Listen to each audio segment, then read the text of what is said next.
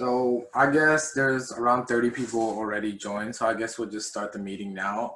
Yeah, we'll have more people Today we joining. have with us plastic surgeon Dr. Tina Ho, and she'll be talking. And there will be a question segment after she gives a small introduction. And you can drop all your questions inside the comment or unmute yourself and ask her directly. So I'll give the floor to Doctor.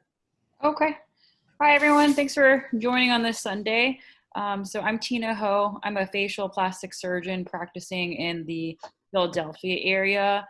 What that means is I did first residency in otolaryngology, or ear, nose, and throat, head and neck surgery. That's a 5-year residency. It's a surgical subspecialty.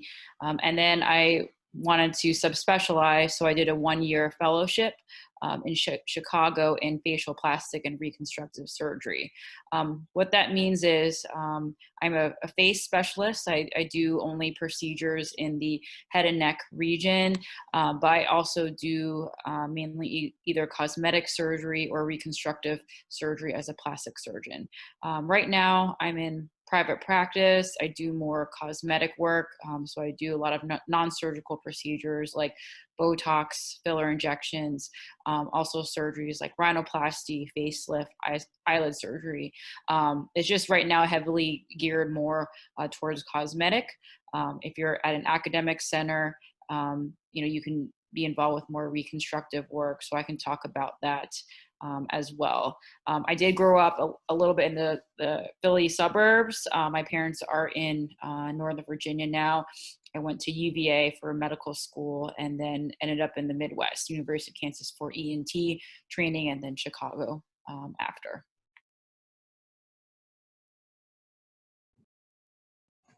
Thank you for that small introduction. So we'll start the question segment now. So just any questions you have, you can put in the chat, or you can just unmute yourself and ask her directly. Doctor, do you have access to the chat? I do. Yes, I have it here on the right hand side. So we should have questions be rolling in soon, and yeah, let's give them a second.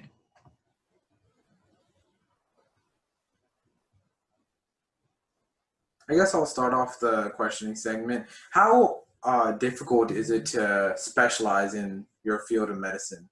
How competitive is it?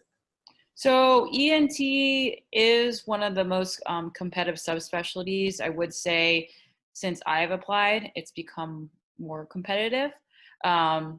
Just because I think at the surface, you need to know really well the head and neck anatomy, which is very intricate. You think about your cranial nerves, all these small vessels, really small structures. And also in medicine, certain subspecialties where, you may see that, you don't want to see that as the only appealing quality, but maybe like a more better work-life balance. For instance, that makes a certain specialty more competitive as well. At the same time, though, ENT self-selects. My year, I think a class of 160 people, 10-year applied, which is a lot. And I think maybe 7 of us matched was also a lot. Usually, at least for my medical school, you might have like no more than 2 to 3, just because you have all these other surgical subspecialties like orthopedic surgery, plastic surgery, ophthalmology, that it does kind of either weed out or everyone picks up their own subspecialty. Do you want me to go through some of these questions here since we had? Sure. Yeah. Okay, so first question, did you take any gap years? I did not. I went straight through. So I did undergrad, straight to medical school, and then straight to residency.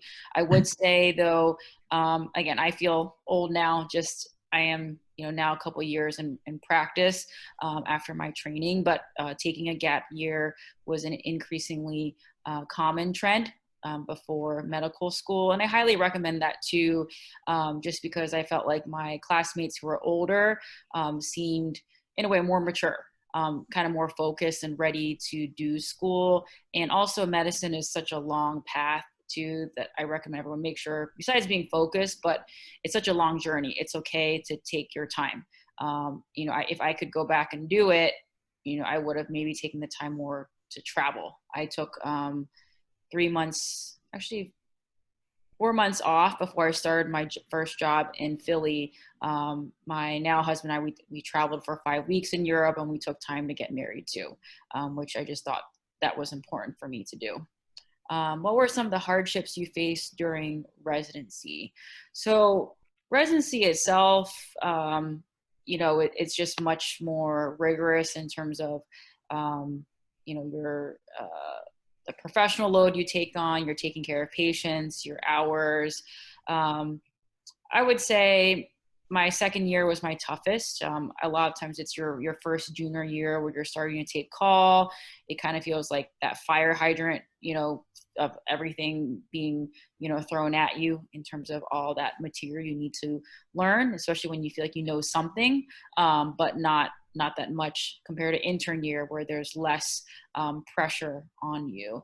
I think for me, being an undergrad, I went to a rigorous high school. I, was able to do fairly well in my classes without needing to study, so much on a consistent basis. So I think transition to med school and eventually residency, I had to figure out a good study schedule. I would say I'm still not the best studier, I'm not the best test taker. And you learn that, also too, you're in this now smaller tier of really motivated, bright individuals. So I, in med school, was very average.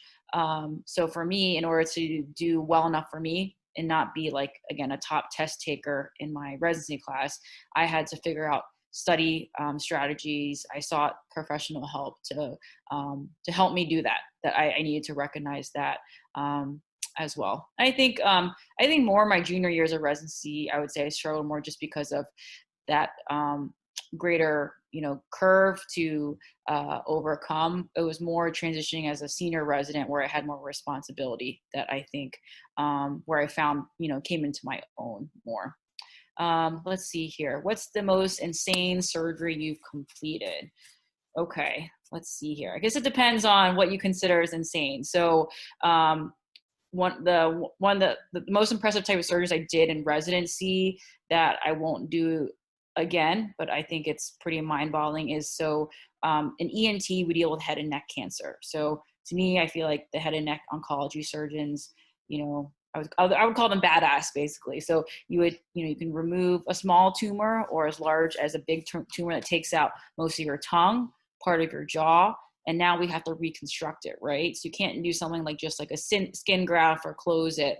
So the biggest kind of reconstruction you can do is what we call a free flap, which is what you take, like say a piece of tissue from your arm or from your leg. It has skin, it has soft tissue, it has muscle, it maybe even has bone, and you place it into the defect that where you took out the cancer. You need to reconnect it, an artery and vein to local arteries and veins, and then you then watch this patient closely in the hospital. They stay for up to 2 weeks in the hospital. The first 48 hours are pretty crucial in that you have your team, essentially your residents, checking on this flap every couple of hours, the nurse checking it every hour to make sure that it's still viable. And I think it's really impressive for that kind of surgery. More, related to my specific niche, some of the surgeries I really appreciate, Mohs reconstruction, which is basically a Mohs surgeon is a dermatologic surgeon who takes out a skin cancer, and they're able to do it in pieces. So then they take a look at the microscope so that they can take out just as much tissue as needed. Versus if I were to take out a skin cancer grossly, I would take out a bigger defect to be as aggressive as I can. So they leave a defect. Sometimes there are times that they don't feel comfortable closing. So for me, I come in as the reconstructive surgeon to do different kind of flaps. It's like a different puzzle each time. If you have a big enough defect in the nose, there's this really cool surgery. It's a paramedian forehead flap where you take a band of tissue here and you flip it down onto the nose, and you leave this connection for 3 weeks because you need to maintain blood supply. So, the patient looks kind of funny for 3 weeks, but this defect heals well, and this gives the best tissue for a reconstructive defect there. I probably could go on and on with that question. So what did you major in? I majored in neuroscience initially. I went to College of William Mary in Williamsburg, Virginia. And then since I had more room in my schedule, I took on neuroscience as a second major, kind of had a focus in global health. I highly recommend in college, you definitely need to take your pre-med courses, and it's easier since you have them already to then do a major that's science related. But if you have the time, you want to challenge yourself too, I highly recommend this is the time to major in anything else you want to, because you only go through college once you're on the medicine track. It's a very narrow-minded track in terms of what you do and you specialize in later.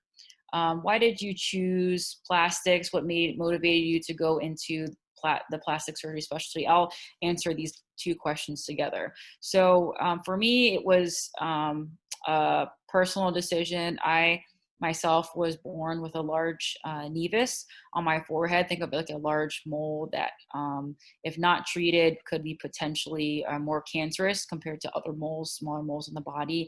So I ended up having like 10 surgeries between birth and 4th grade to remove the lesion, as well as a number of reconstructive surgeries. The majority were done at CHOP in Philadelphia. So I saw early on a positive immediate impact, as well as decisive impact that my own plastic surgeon had on me. And that motivated me, in addition to, being interested in the sciences and math, to then pursue a career in medicine, having an interest in plastic surgery. It wasn't until my rotations in medical school where I decided to rotate on ENT in addition to plastic surgery, which is, when I say plastic surgery, like body plastic surgery, where you do general surgery first, then specialize in plastic surgery. Where with ENT, I really appreciated how I clicked with my mentors there. You had that specialized just in the head and neck region. The anatomy was really cool. I saw that there was a route to facial plastics still to do plastic surgery. So I ended up going that route instead of thinking plastic surgery. So it's something where, if anyone's interested, we can talk about more, but historically, whether you go into facial plastic surgery or general body plastic surgery, it either opens the doors or limits you a little bit of what you can do. For instance, general plastic surgeons are the ones who have historically done cleft lip, cleft palate procedures. So I didn't have an opportunity to train in that. What are your favorite and least favorite aspects of plastic surgery? So favorite aspect is kind of from the surgery standpoint, as I mentioned earlier, having that immediate decisive role in a patient. I can do surgery on them and then they heal, and you see that immediate sense of gratification of, you see your result, you see the happiness of your patient. And I also do see that in my cosmetic patients too, with non-surgical patients. Even if it's maybe a more superficial treatment like a Botox or filler injection, it's nice where a patient comes to you, they trust your face and you, and then being able to help rejuvenate them, instill some more confidence, where they come back and they're smiling and they feel great about themselves, but we still maintain natural results where they feel good and look good. It goes a long way, or even sharing a smile goes a long way. Least favorite aspect of plastic surgery. I would say when it comes to the realm of cosmetic surgery, even if for every 10 patients you make happy, there's always whatever is that one patient where they may be more high maintenance, need more hand holding, or you have to realize that you can't do anything to make them ultimately more satisfied. So with plastic surgery comes, the whole customer service aspect. It's not just starting them on a medication and seeing how they do. This is all elective procedures. They're paying to do this.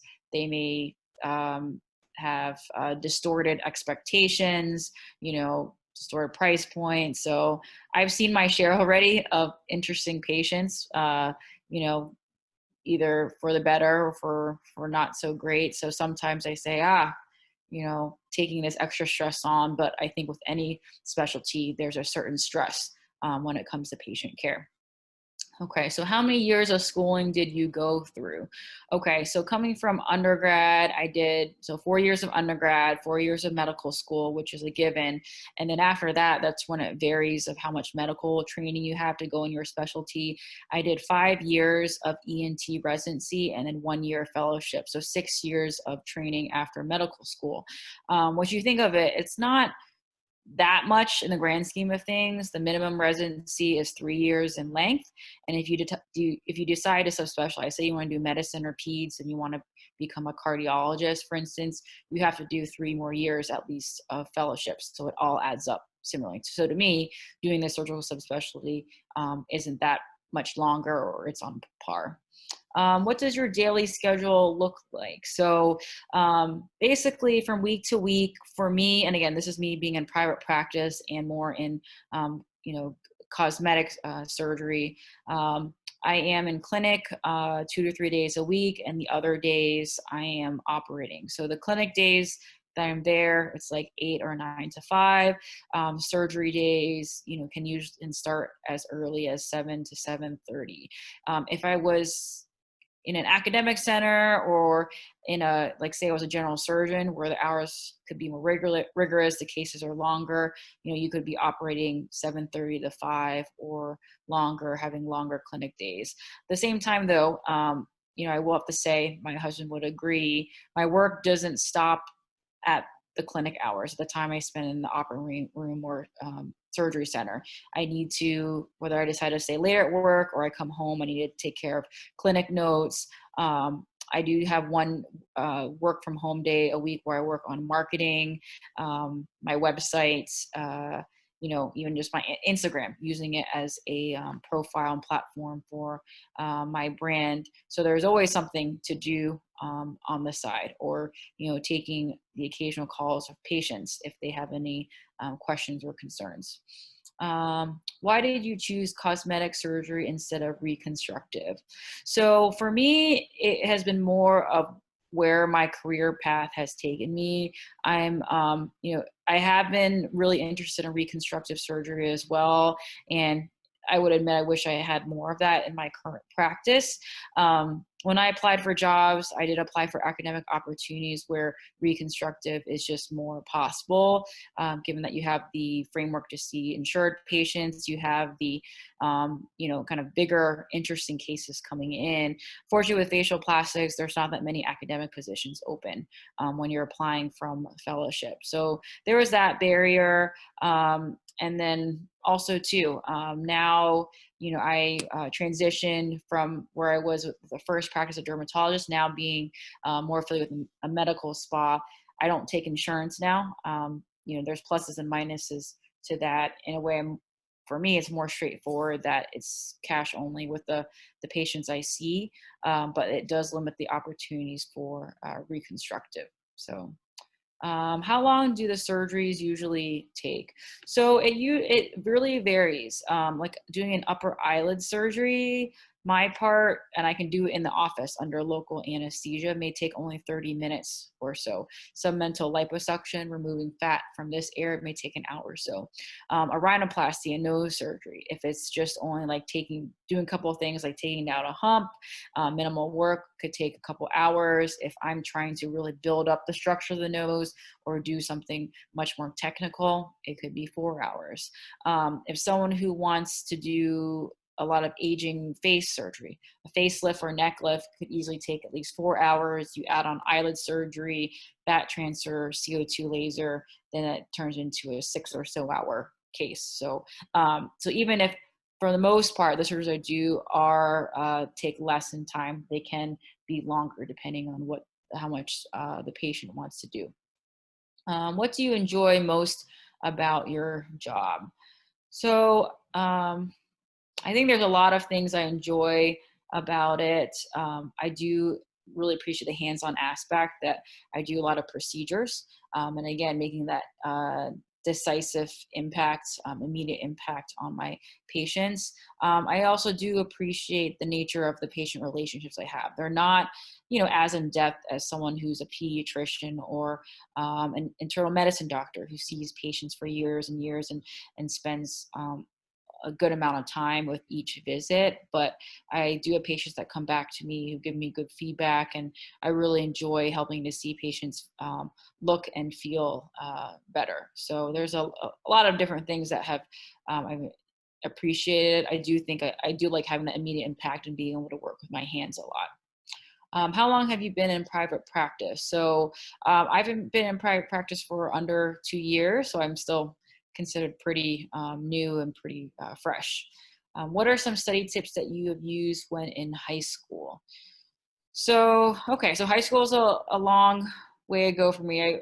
I would say that I had a pretty good study schedule, kind of discipline in high school that I lost a bit in college. I think always having a schedule is good, kind of devoting whatever amount of time you need, because especially maybe I felt later in time, it's really hard, to devote like 3 or 4 hours at a time to studying. So it's just staying on a schedule. A lot of times I did a lot of extracurriculars on the side. So I would do, for instance, like for my math classes, the homework ahead for the week. So that I just had more time during the week to be doing my sports after school, other activities, and devote time to other classes as well. I think it's also good too that you can, I forget, was it the Myers-Briggs test, but do one of those tests to then figure out what kind of learner you are. I think I'm an INTJ. I think you have a mature sense of that early on. And I learned more about myself later on when I struggled to have some more discipline with my studying in med school and in residency. But for instance, I know I'm a visual learner versus an audio learner, and so I'm all about taking notes. I think that helps reinforce me with my my education, my studying, and also like drawing diagrams. It's all about visual versus it's harder for me to sit on a class and just listen and take it in. Some people too, especially in med school, it's good to maybe be in study groups. I think that's another way to figure out how to learn the material better, or to kind of teach someone else it helps to reinforce as well. Okay, let's see here. What made you want to pursue medicine? So I'm going to briefly answer this since I talked about it earlier. Essentially, I had childhood surgeries that largely influenced me to have an interest in plastic surgery and surgery in general, seeing the positive impact that my surgeon had on me at an early age. Has the workload ever made you consider changing your specialty? So workload, if we're saying, let me answer in 2 ways. So if workload meaning kind of entering medicine and surgery, I would say no. I think for me, I feel lucky that I'm a testament. If you have a hard work ethic, it goes a long way. And if you have that passion, then, things will play out well, and, it will be worth it in the end. So I never doubted, in terms of the workload I had in med school and residency. It's just more, whether when times were tough or realizing I was just average in my medical class to adjust accordingly. I think having balance is important too outside of medicine. Now, in terms of workload now, so for me, being more in, cosmetic practice, cosmetic surgery, outpatient, private practice, the pluses to that is that you can, have more control over your work-life balance. You don't have as many hours devoted compared to, say, in academics. Also, I don't currently take call. I used to take call, so that's a big plus for me.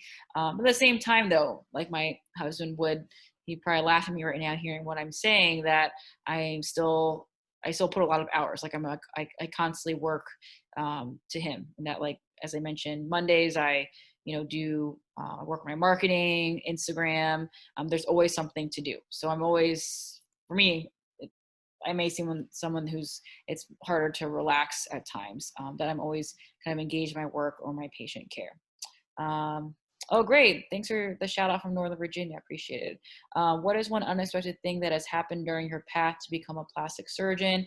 And what is one thing that you've learned from that? and how has COVID affected your practice these past months?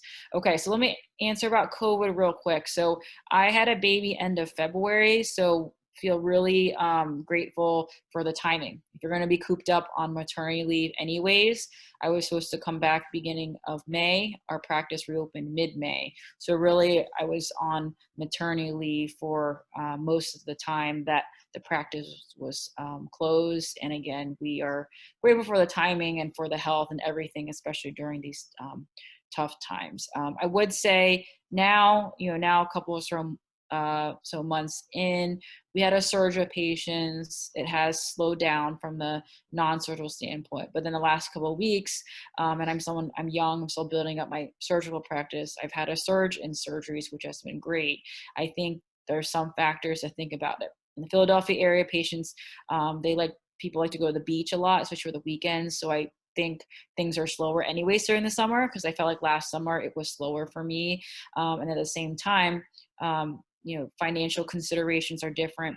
Some patients may have to be holding onto their money more tightly, or they're feeling anxious. Again, what I do is elective procedures. So it just is based on the patients, even if we have stepped up our protocol to try to protect my health and their health better with PPE and such, that patients still don't feel comfortable enough to come to me to do their treatments in the office or to do surgery.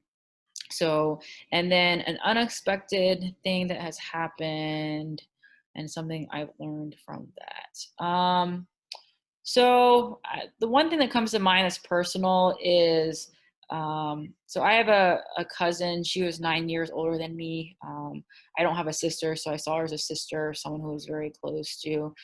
During my third year of medical school, she found out she had stage 4 breast cancer. So I think, when I say by the time she passed, she was maybe 40 or so, and she found out after she had her baby. So in a way, her pregnancy masked this. This really hit hard for me because before then, I never knew a family member, especially a close one, who was affected by cancer. I had classmates who had that personal connection. I think also what motivated them to be in medicine.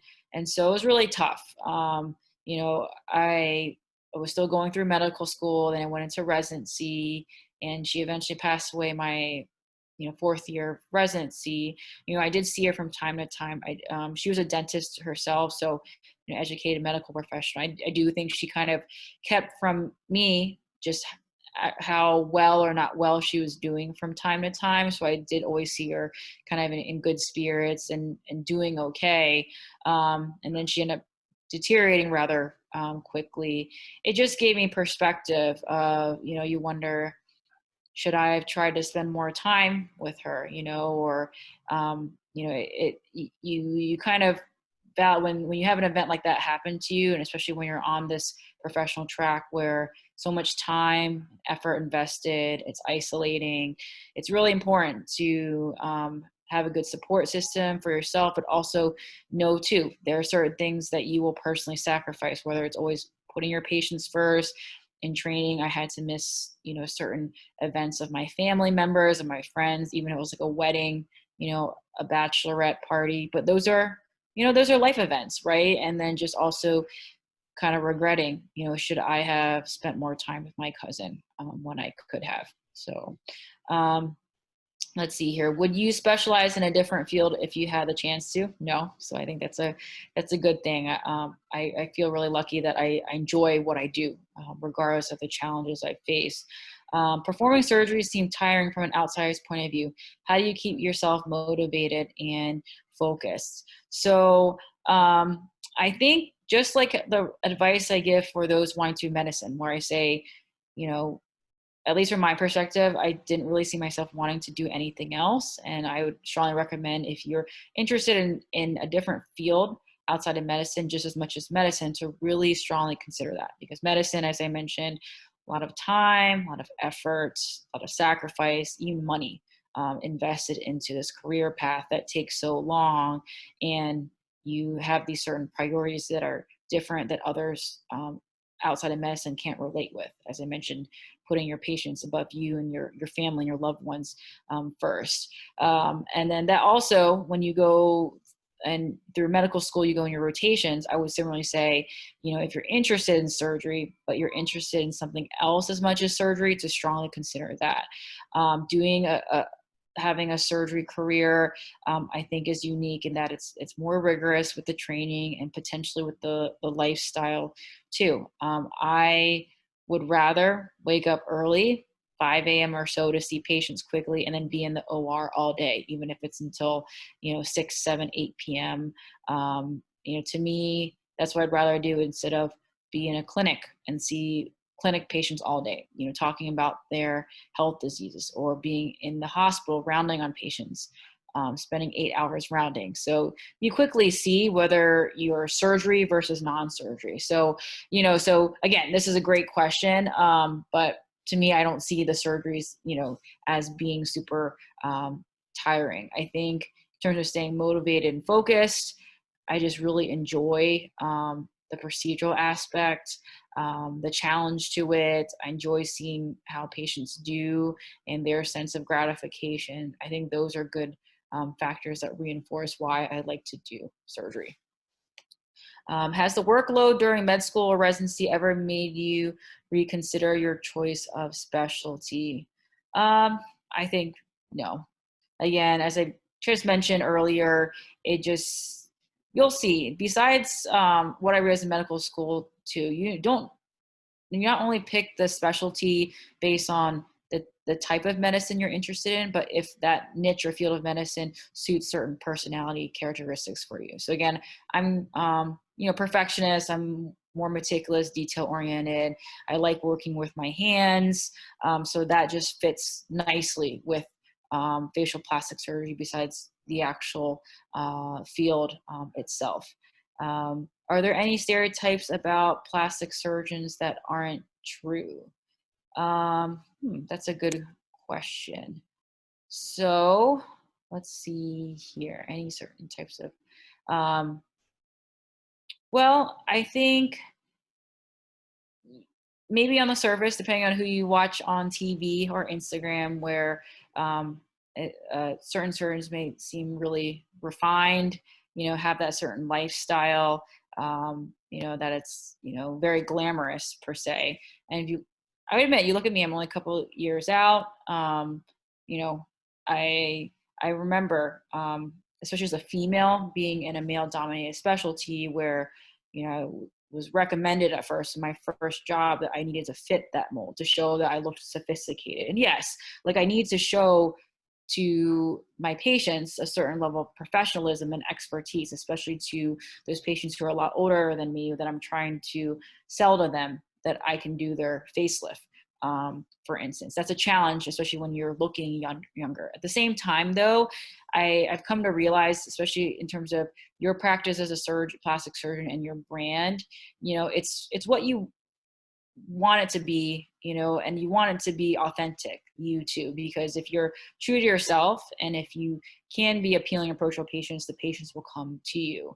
So I've realized, especially as a female, where again, we have certain barriers, gender gaps we face, that I've embraced, if I'm someone who's approachable and wanting to achieve natural results and being a female surgeon too, using that to my advantage to be relatable to my patients who are the majority female, I think that goes a long way.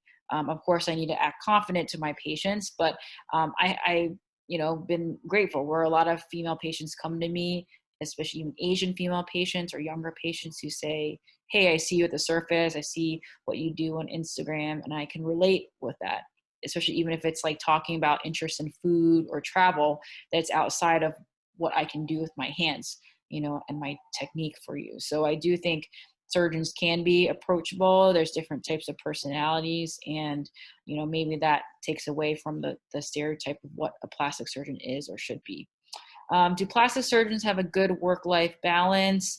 I would say, yes, that's one appealing quality. And it just depends though. If you're someone who say does more of those free flap surgeries that I talked about, like big surgeries, a lot of reconstruction, more in academics, then you may be, more at the hospital operating longer. But plastic surgery, especially if you decide to do more cosmetic work in private practice, is appealing in terms of the hours and the less rigor with call and the length of surgeries. Did you experience a change in mentality or a trait or habit of yours while studying to become a plastic surgeon? For example, did you become more patient or adopt healthier habits while studying to be? Let's see here. That's a really good question. I think one thing is I embraced more that I do have the perspective, or it was a natural fit for plastic surgery. I really tried to be as open-minded as possible, even with ENT, and I highly recommend that because, you might have a set perspective, mindset of what you think it might be, but for instance, ENT has so much else there besides facial plastic surgery. You could become a sinus surgeon, you could be a pediatric ENT, you could be a laryngologist, like a voice specialist, or specialize just in oncology. So I think it's important to be as open-minded as possible along the journey. But I do think that I then came to recognize, embrace the certain characteristics or strengths I had fit really well with plastic surgery, like being detail-oriented, meticulous. Sometimes being too detail-oriented, I did struggle in seeing the bigger picture. And that's something where I came to learn that I had to address that too, and involve that with my patient care, my thinking skills as a more well-rounded physician in general. And let's see here. How did you study for the MCAT, and are there any study tips that you recommend? So the MCAT actually was one test that I really struggled with. That was kind of a eye-opener for me. I mentioned earlier that pre-med classes were pretty straightforward for me. I could sometimes just study, starting a couple of days before the test. I don't recommend that, but those classes went fine for me. I didn't have to have a super rigorous schedule. For the MCAT, I ended up taking it, I think, the summer before junior year, so a little earlier, since I finished my pre-med courses earlier, and just thinking like, okay, the pre-med classes went just fine for me, thinking that MCAT the MCAT test would be fine too. I actually took it multiple times and struggled in the sense that I didn't do as well as I'd hoped. With that, I think it's important to develop a good study schedule and regimen. A lot of students, I think, I think it's probably common to take like a prep course like Kaplan, which I did, which is a good way of, guiding you through. And then depending on the type of test taker you are, I think doing practice questions or as many as possible is really helpful. I realized that was what was key for me later on when I was in medical school and eventually residency. The more you kind of work at your test taking skills and doing practice questions, I think that helps too.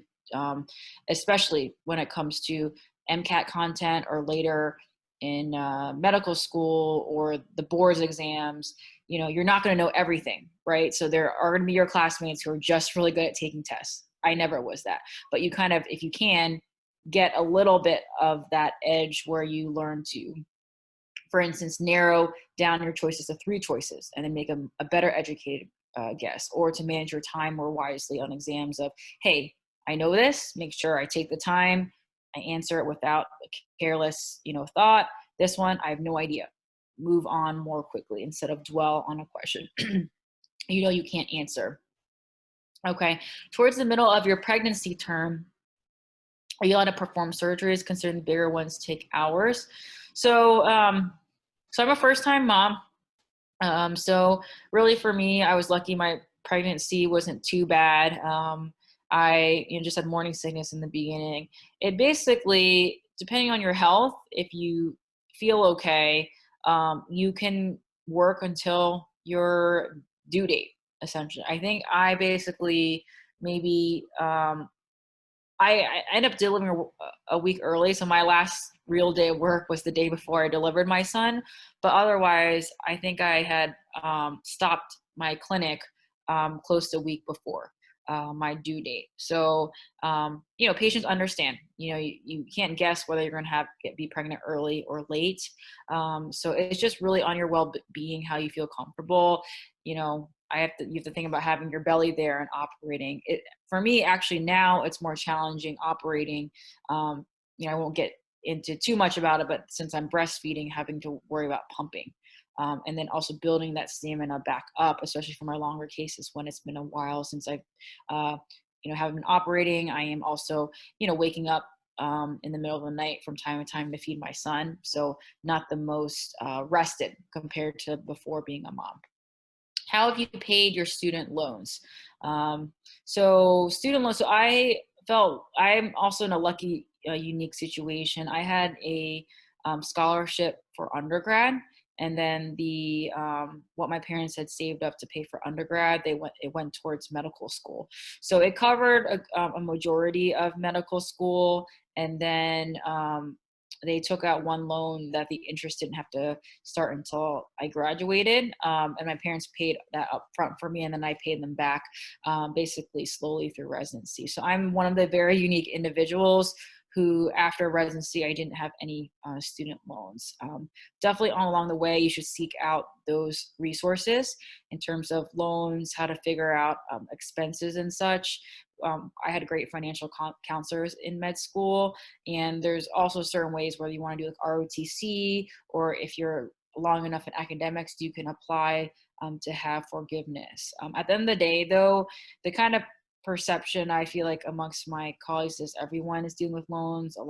Many have, much more than I dealt with. So again, just like with medicine as being a long journey in general, it's okay that you can take your time to. It's always worth it to be able to pay some back when you can, especially starting in residency, but you can take your time too, to pay it back.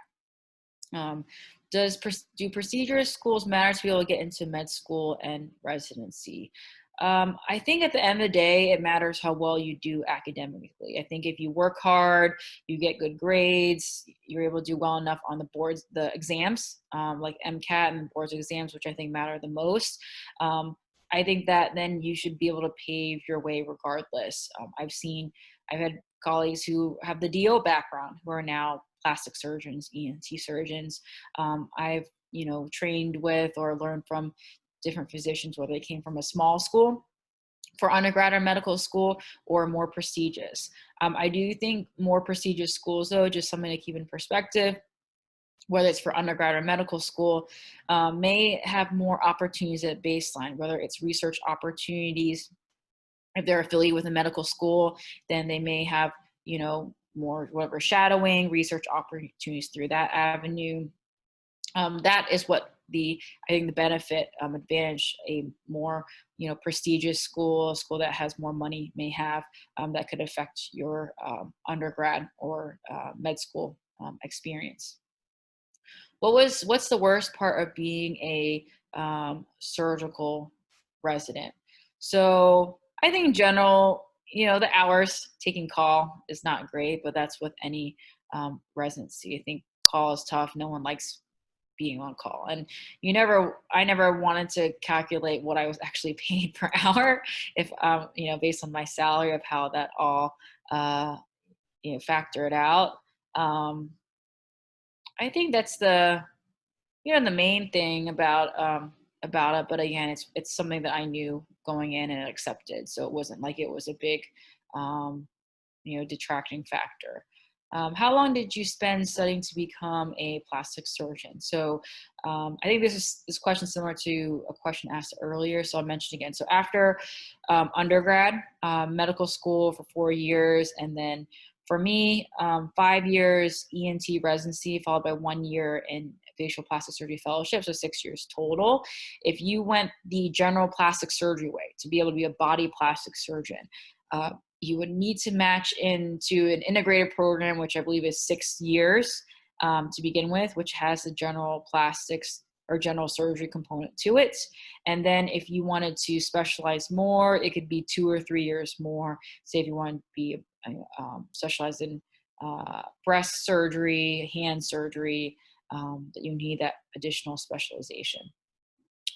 Were you nervous in the beginning of your career in a male-dominated specialty? I think a little bit. I think for me, maybe more in medical school residency where um, confidence has been a thing that I'm still working on, where maybe just accepting, okay, I'm average in terms of grades, never going to be the smartest, I work hard, but never having like that I could feel like I'm at the top of my group or my class. At the same time, I feel like my path I've always worked, or kind of competed against or worked alongside a majority males, and I'm okay with that. I appreciate that, versus, for instance, as we talk or think about like stereotypes to certain subspecialties. I think I wouldn't have thrived as much if I picked a specialty where it was mostly female. And that's just me. I'm someone who's tomboyish and I think get along with males pretty well. I think in terms of nervous, or I would say being more intimidated, yes, male dominated, especially amongst those who are older or have years on me. I am young, I look young, so I have that challenge of convincing patients older than me to do, aging face procedures, for instance.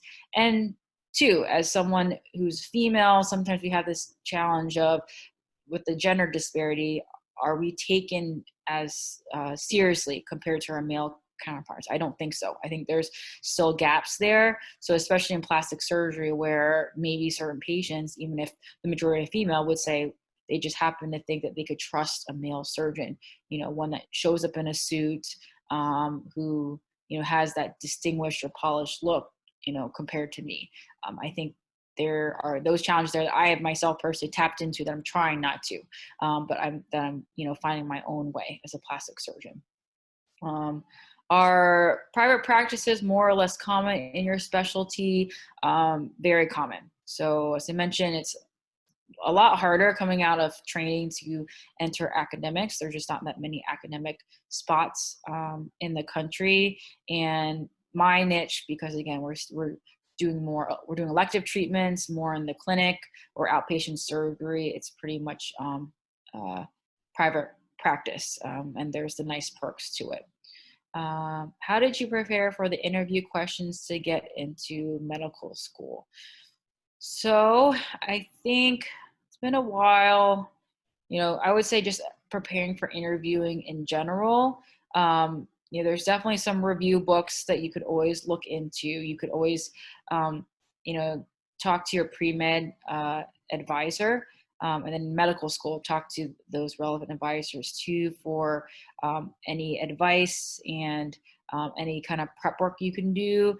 I think what is also good, I'm sure, again, because I feel old now and there wasn't things like social media or as much like online forums when I was going through this, but figure out if there's, I forgot of the one forum that there was, but I'm sure there's online forums where, you can, talk to those who are just closer to the process, like those who are currently in medical school or in residency training, if there are, certain subset of questions, that are common to, ask. I think it's good to have someone pretend to be an interviewer if you really need that practice, to do one-on-one so that they can give you quick or concrete feedback on, how to best prepare or how to do better, basically.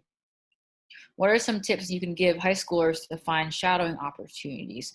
So I think this is pretty tough right now. I actually had an undergrad student find my Instagram all the way from a different state, different part of the country, to see if she can do virtual shadowing. So, so I feel for you guys because I know it's a different time right now for shadowing opportunities. So when I was in high school, I applied to and got an opportunity at a local hospital in Northern Virginia to work in their emergency department triage area.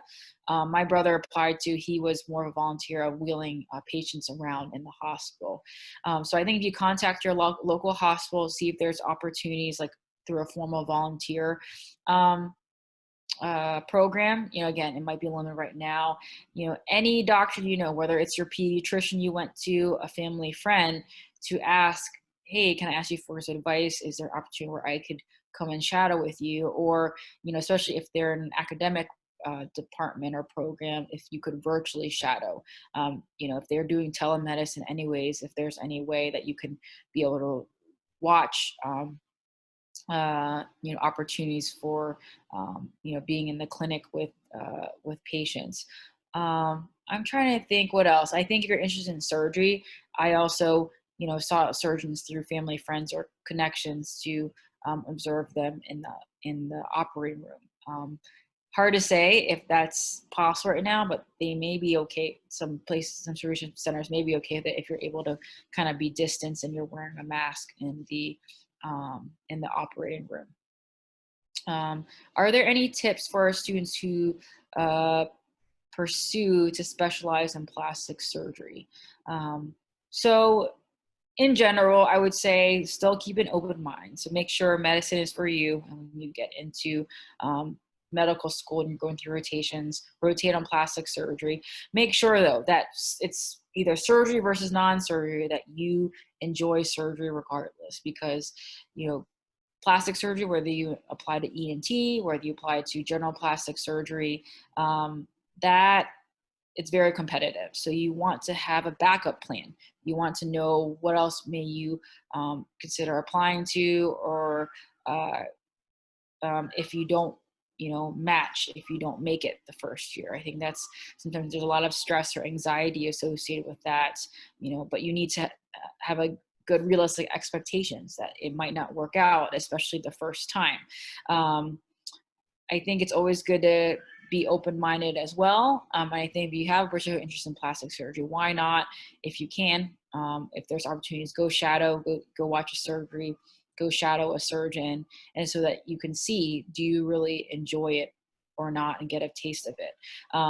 Also, in order to be a competitive applicant, but this is later down the road, you need to be involved in research, hopefully get publications, and another kind of opportunity too, again, this is if this was normal times, is to be on medical mission trips. For me, I served on those more from a primary care standpoint in undergrad, and that helped fuel a passion for service for me. And I ended up interning with Operation Smile in Vietnam for a couple summers, observing and assisting, volunteering with them for their surgical mission trips as well, and studying how the effectiveness of their medical care and the epidemiology of cleft lip, cleft palate amongst this patient population. And then I ended up doing a medical mission trip with my ENT residency program my 4th year, and was actually operating on patients. So it's something where I hopefully have a passion for that. I want to do that more in the future when I'm able to find the opportunity. As a Vietnamese American, what did your parents think of your decision of becoming a plastic surgeon? So my parents like to say, even though they're traditional Asian parents, that they did not influence or persuade me to become a doctor. Besides my own childhood surgery experiences, my grandfather, my dad's father, did express that he had always wanted a doctor in the family. So I think that, there was some inspiration there, but otherwise, I have an older cousin who's an emergency medicine doctor, but I didn't have someone, super close to me in terms of my family who was a physician either. I think it's been challenging at times for my parents to understand and relate, especially since they're not in the medical field. My parents actually just visited us for a week or so. My mom, she worries about me a lot, especially now with a new baby. For me, she sees that I work all the time, to the extent where, do I prioritize enough for my personal life? So I think my parents are worrywart, so they're always worrying about me, and they don't understand as much. So I think they, over the years, have been able to support as best they could throughout the process. But it's been tough. I think they are proud of me. They know, and again, as Asian parents, seeing things on paper that I've taken a lot of time, in my studies, my education, to further myself to get this far. But I do think they would have supported me, in terms of any kind of medical profession that I wanted to do. Well, doctor, we really appreciate your time here. No, Alvin has a question to ask you really quickly before, like. Okay, Okay, great. so our question is, if any of the students want to contact you, do you have a preferred way of contact if they have any questions about the specializations or residencies? Sure. I think, do you all have my email address here? I can write it again here. So email is best. Also, I'll just put my Instagram handle too for anyone who wants to follow. And that's a good way too, and especially with limited shadowing opportunities. I occasionally have, before and after pictures, video clips of things I do. I'll put my website too, where it has videos and such, where anyone could kind of see and take a glimpse of what I do in terms of procedures and results that I help achieve. So.